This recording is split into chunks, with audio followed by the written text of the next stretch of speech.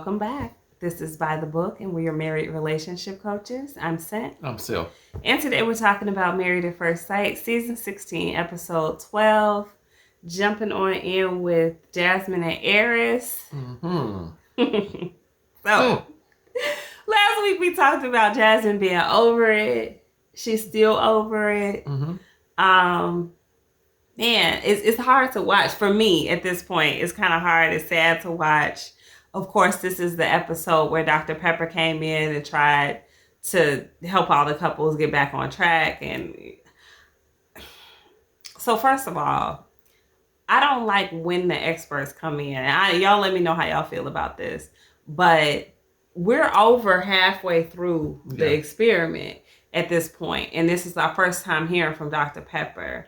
We might have gotten a little bit from Pastor Cal. But, I mean, if they're going to be experts, if they're going to be relationship counselors, therapists, coaches, advisors, I think it would behoove everybody to have them be there at the forefront. They need to be on site, honestly, at the honeymoon. Yes. Because that's when most of the tone is set for like the direction that these relationships are going. And if they were in any ways invested in these relationships succeeding and having a better statistical rate of successful marriages instead of just, the made-for-TV drama, I think they would come in a whole lot earlier. So I think you guys have expressed that as well. I'm just reiterating the frustration because seeing Dr. Pepper come in at this late point for Airris and Jasmine is just like adding insult to injury, in a sense, to me. So anyway, Dr. Pepper starts asking Jasmine, because we obviously know that they're not connecting. They're not, he isn't attracted to her, Airris being he.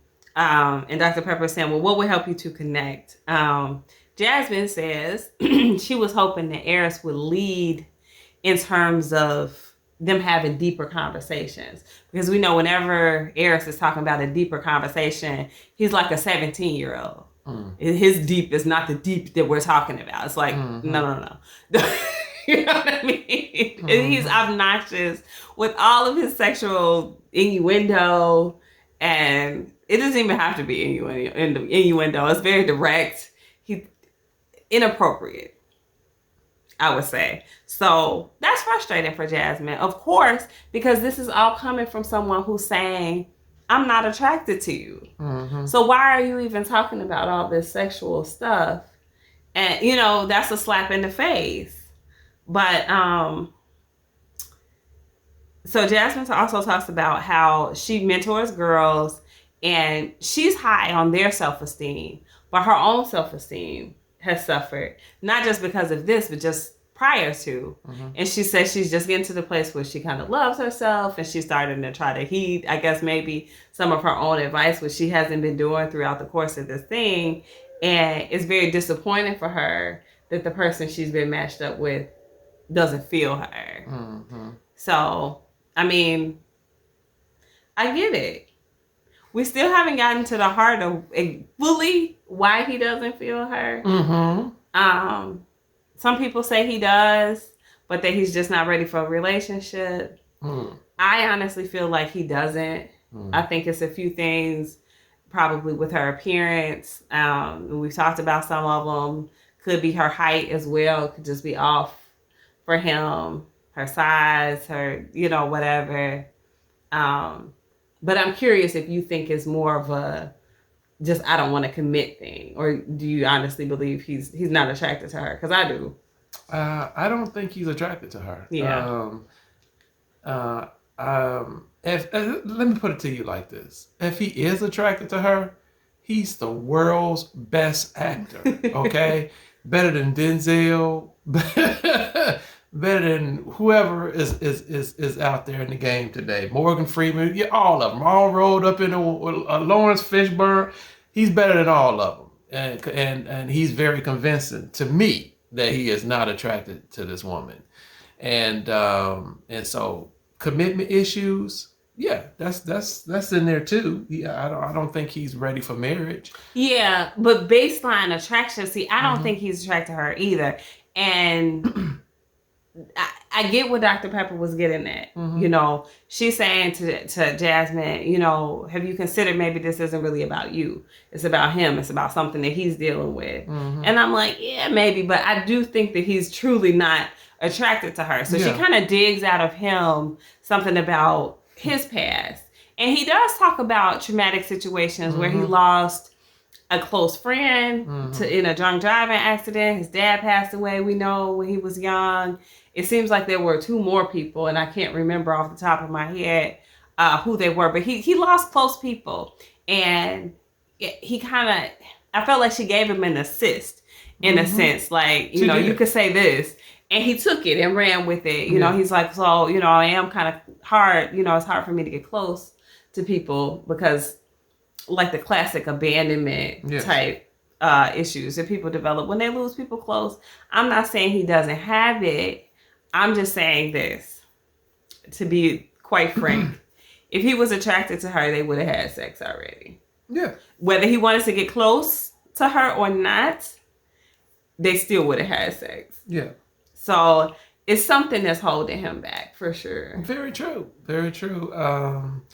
It's like, I understand. I don't want to diminish, you know, what he's gone through as far as the losses that he's gone through.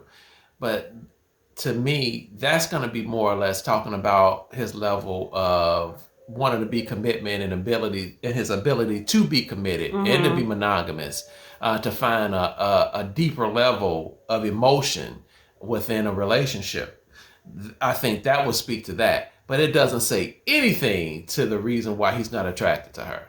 And yes, I truly do feel that he's just not attracted to her. He's just not feeling this woman. I wish he was, because I just feel like it would be a totally different relationship.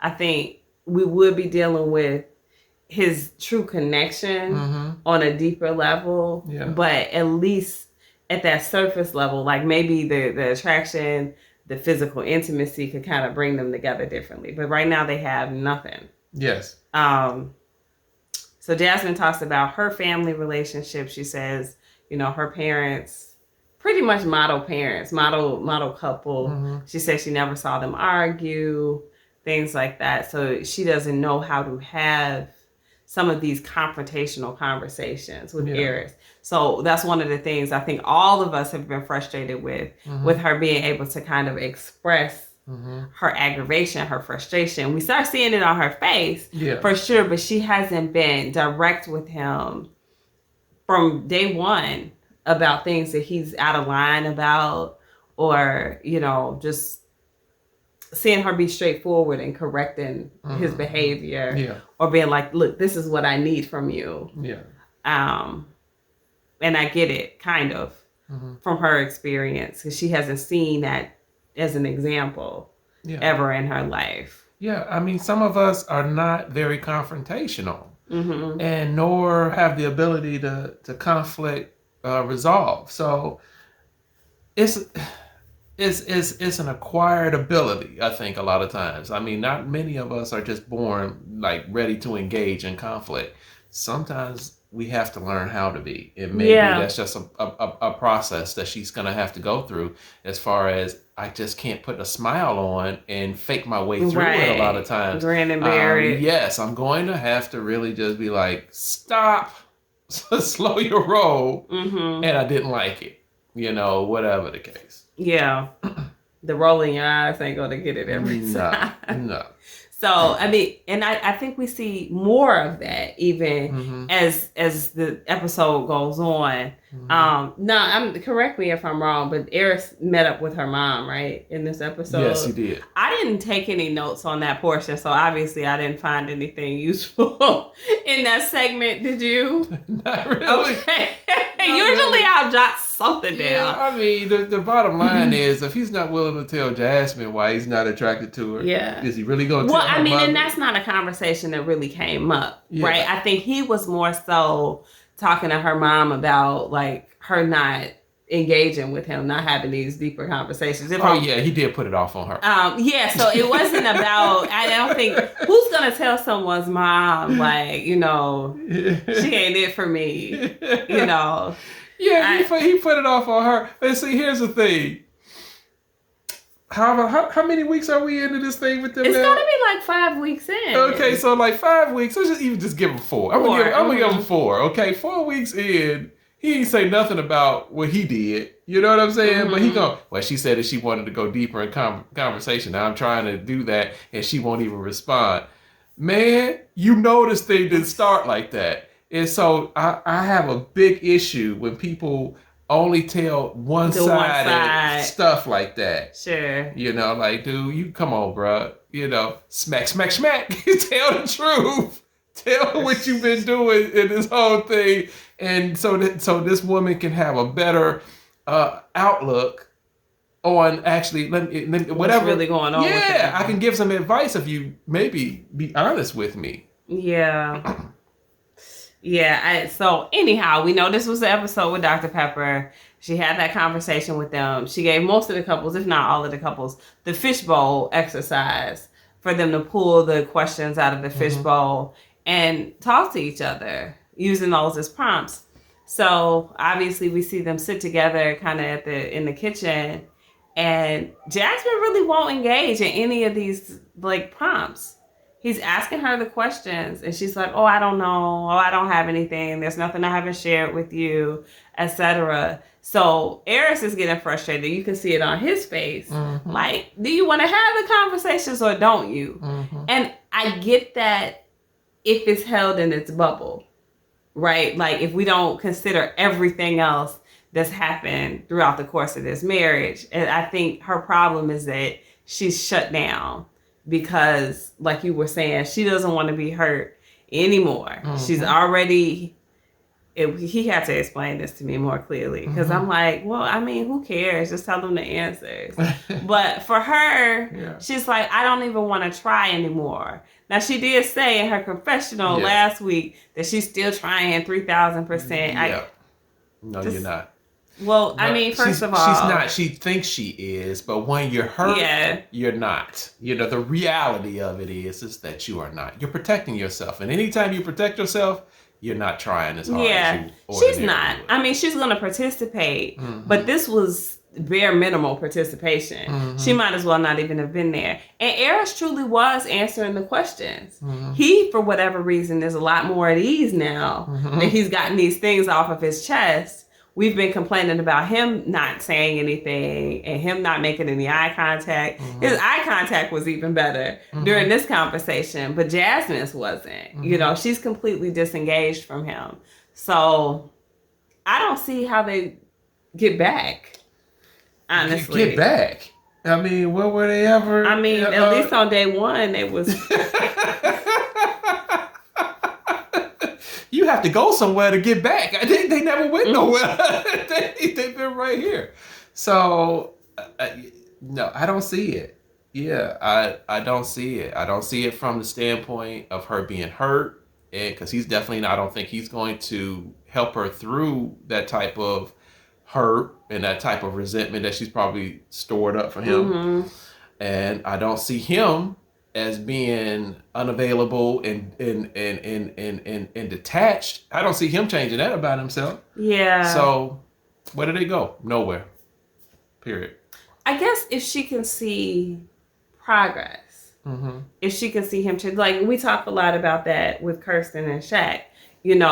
Is Kirsten making progress? Isn't she? But at least in their relationship, by comparison, you can see. Even if Shaq can't see it, you can see like the progress that she's making. Mm-hmm. With Airris, we haven't really seen real progress. So if we are starting to see it now, great. We'll see if, he can take those baby steps and get where they need to get. I think, honestly, it took a lot out of her for him to say he wanted to take sex off the table. As much as she may not have wanted to have sex with someone who was as aloof as he is in this relationship, I think she felt like it would have been a connecting activity for them. And that being taken off the table was like totally deflating to her. Yeah, like, you know. Now in the after party, she said she was fine with it, but I don't buy it. Yeah, now I'm not a woman, so you have to correct me if I'm wrong, but it just seemed like if from the woman's standpoint, a guy says, I don't even want to have sex with you. You ain't got nothing that I want. It just seemed like that would be crushing, to me, from a woman, from a man thinking about how a woman would take that. Yeah, I can't disagree with you. I can't. Wow. I didn't even think of it fully like that. But yeah, for somebody, we take sex off the table. Y'all don't take sex off the table. Yes. You're right. Yes. So yeah, no, I get that. I think you're right. If sex is taken off the table, we want to do the taking off the table. If you all take the sex off the table, it's a little bit of a blow, I would bet. So yeah, it's just telling her one more time how not into you he is. So that might have been a thing that actually checked her out, because that was like last episode, right? Yes. So she comes to this one and it's like, okay, whatever. I don't care what you got to say. They need a miracle. It wasn't Dr. Pepper. No. So, and then to add insult to injury, after that, her dog chewed the shoe up, didn't he? I think it was before that. Was it before that? Yes, I think so. Okay, because that would make me check out, honestly. If you had a dog that chewed up my shoes. Yeah. She probably fed that dog that shoe. Hey, you shouldn't have left those Jordans laying around, player. She rubbed some bacon on the shoes. I don't know. Yeah. Man, they might as well just call it quits. At this particular point, they really could. I am a stickler for them kind of like going through the 8 weeks. But just kind of like seeing how this thing is panning out. And seeing how he was and how it's affecting her. That's why I'm saying that it probably should go ahead and end. Yeah. I want to see. Well, let's see. I'm curious to see what's going to happen in this following episode. If he can make any strides to where I can give him credit for making progress toward the relationship. Because if you just can't find her attractive, it's okay. But don't damage her anymore. Exactly. Just step away from that situation. That's where I am with it. So anyway, guys, drop those comments below. Let us know your thoughts about Jasmine and Airris. Like, share, and subscribe. We'll talk to y'all soon. Bye.